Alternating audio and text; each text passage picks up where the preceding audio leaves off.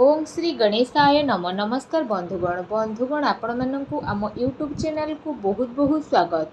आज रे भिडियो रे आमे आपण मानकु कहिबाकु जाउछु आपणक पई ए दुई दिनर स्थिति किपरि रहिबो, आज आउ आसंता काली आपणकर किपरि कटिबो। विशेष भाव में जदि आमे आपण मानकु कहिबु तो विशेष भाव में केउ सब जिनिस रे आपणकु फायदा हेबो, केउ सब जिनिस रे दुई दिन रे आपणकु सावधानता अवलंबन करबाकु पड़िबो, आपणकर लव लाइफ किपरि रहिबो, क्यारियर किपरि रहिबो, बिजनेस आउ व्यापार किपरि रहिबो एवं स्वास्थ्यर किछि महत्वपूर्ण इनफॉरमेशन मध्यम आमे आपण मानकु देबु। आउ ए वीडियो शेष रे आमे आपणकु किछि उपाय विषय रे मध्य कहिबु, जहा द्वारा आपण ए दुई दिन को आहुरी अधिक शुभ आउ मंगलदायक सब्यस्त करें। आग को वीडियो आरंभ करने पूर्व आमर आपण को रिक्वेस्ट कि जदि आपण आमर ए चैनल नुआ करी चैनल को सब्सक्राइब करंतु, सांगरे नोटिफिकेशन बेल को मध्य ऑन करंतु, जहाद्वारा समय समय सह नुआ नुआ वीडियो नोटिफिकेशन आपण पाखरे सर्वप्रथमे पहुँचब। आसतु जानिबा किपरि रहिबो आपणक पई विशेष भाव में ए दुई दिनर स्थिति। जदि सबुठारु प्रथमे आमे आपणको कहिबु कि कौन ए दुई दिन रे आपणक पई स्थिति पॉजिटिव रहिबो। विशेष भाव में जदि कहिबा विद्यार्थी माननकु इंटरव्यू रे एवं क्यारियर संबंधित परीक्षा रे सफलता मिलिबार पूरा संभावना रहिछि। सेथिपई निजर पाठ पढ़ा प्रति एकाग्रचित रुहंतु। आपणकर संतुलित दिनचर्या कारणरू अधिकतर कार्य समय सह पूरा मध्य हेबो। ता सहित जदि कहिबा कौनसी धार्मिक प्रवृत्तिर व्यक्ति द्वारा आपणकर साक्षात हेबो आउ आपणक विचारधारा रे सकारात्मक परिवर्तन आनिबो तथा जीवन सहित जड़ित प्रति कार्य को करिबार बहुत भल नजरिया आपणको प्राप्त हेबो। आर्थिक स्थिति मध्य आपणकर बहुत ही भल रहिबो। संपर्कियंक सह मनोरंजन संबंधित प्रोग्राम आपणकर बनिबो आउ संबंध रे घनिष्ठता मध्य आसीबो। पूर्व किछि टाइम रु जे कार्य सब प्रति आपण परिश्रम करुथिले एबे से सबुर शुभ परिणाम आपणको आशा ठारू अधिक प्राप्त हेबो। धार्मिक कार्य प्रति आपणकर विशेष भाव में रुचि रहिबो। पूर्व टाइम रु जो सब काम रे रोकावट आसुथला एबे से सब बहुत ही आसानी रे पूरण मध्य होई जिवो। वस्त्र आभूषण जेपरी जिनिस किणाकिणी रे आपणक टाइम को स्पेंड करिवे, समय आपणक सपक्ष रे जिवो, तेणु तार सम्मान करंतु। कौनसी शुभ समाचार मिलिबा द्वारा घर परिवार रे खुशीर माहौल रहिबो। आपणक परिश्रम रे कौनसी महत्वपूर्ण कार्य आपण संपन्न मध्य करिवे। आपणकर योग्यता आउ क्षमता द्वारा परिवार सदस्यों द्वारा गर्व अनुभव करिवे। कौनसी विश्वसनीय व्यक्तिर परामर्श और सहयोग आपणकर हजिथिबा प्रतिष्ठा को पुणी थरे हासिल कराइबो, जहाद्वारा आपणकर आत्मविश्वास रे वृद्धि घटिबो। घरे कौनसी धार्मिक आयोजन संपन्न मध्य हेबो। ता सहित ए दिन आपणक पई बहुत ही भल दिन सिद्ध हेबो। ए दिन रे आपणको नुआ नुआ सफलता मिलिबार अनेक ही जोग बनु अछि। आसंतु जानिबा आपणक पई कोन नेगेटिव रहिछि। जदि कहिबा फ्रेंड्स को सहित आपण अजथारे बुला बुली रे निजर टाइम को स्पेंड करंतु नाही। निजर शारीरिक ऊर्जा को बनेकी ही रखंतु। अलस्वामी हेले हेउथुबा कार्य आपणकर अटकी जिवो। गुरुत्वपूर्ण दस्तावेज को संभालिकी रखंतु, कारण केही भी आपणकर यह भूल व्यवहार करिपारे। यह द्वारा आपणकर स्वाभिमान उपरे आंच मध्य आसीपारे। संतानकर गतिविधि उपरे कड़ा नजर रखंतु। पिलांक समस्या को शांतिपूर्ण भाव में सुझंतु।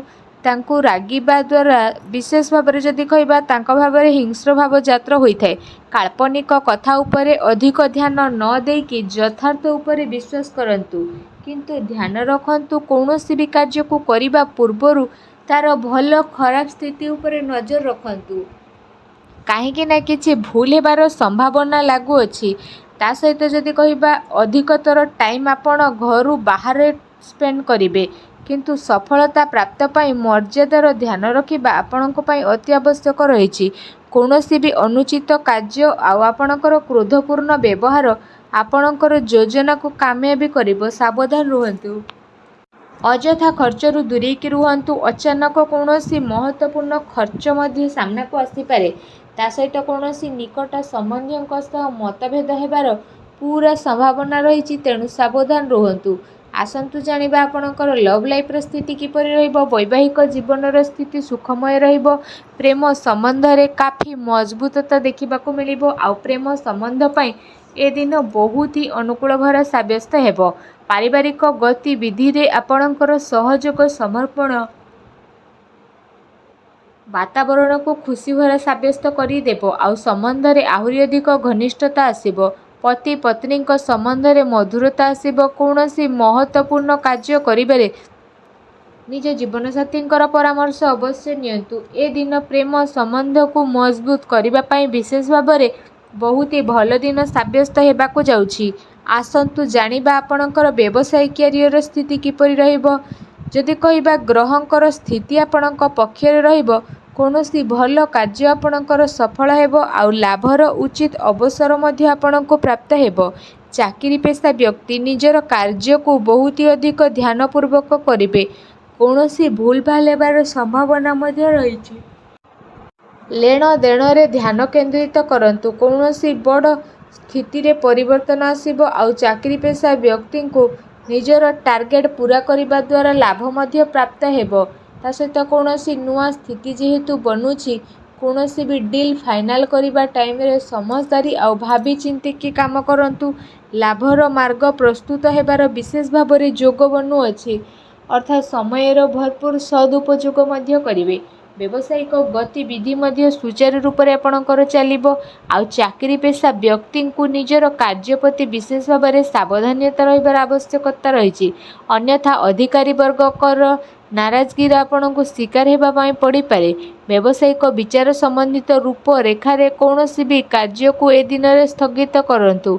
आर्थिक साधन रे वृद्धि हेबो, किंतु कौनसी प्रकार अनुचित कार्य को करने ठारू आपण को दूरे रहिबाकू पड़िबो। प्रॉपर्टी संबंधित कार्य रे पेपर वर्क रे मध्य आपण अधिक ध्यान दियंतु।